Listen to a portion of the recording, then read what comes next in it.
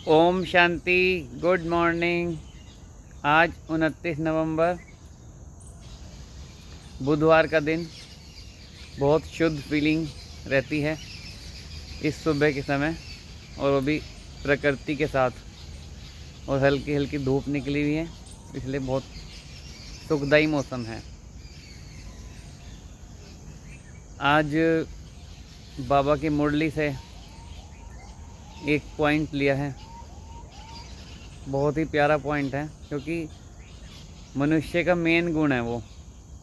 आज बाबा ने कहा अपनी अवस्था को इतना हर्षित मुख, अचल अडोल, धैर्यवत बनाना है, क्योंकि हमारा मेन गुण है हर्षित अवस्था, यानी हर समय खुशनुमा अवस्था।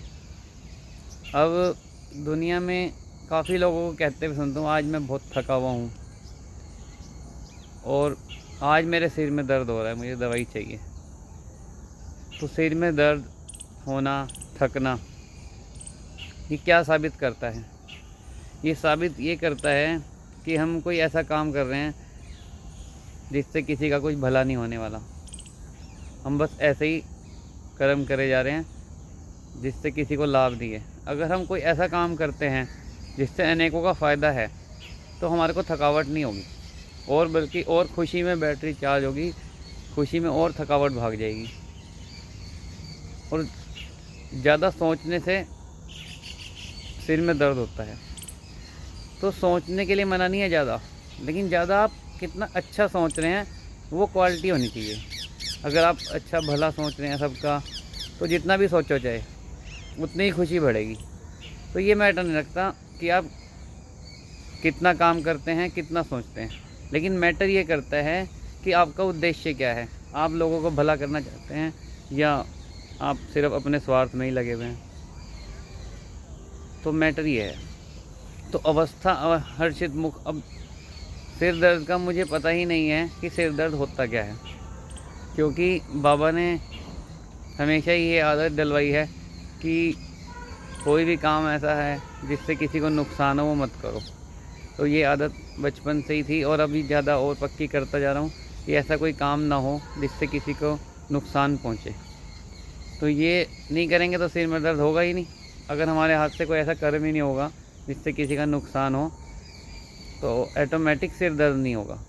सिर दर्द जब होता है जब हमारा भाव जो है संकुचित हो जाता है। अगर हमारा भाव बड़ा रहेगा हमेशा, चलो इतना बड़ा भी नहीं, कम से कम इतना तो हो कि हम किसी को नुकसान नहीं पहुंचाएंगे, किसी को दुख नहीं देंगे, बस इतना तो हो, इतने में भी सिर दर्द नहीं होगा।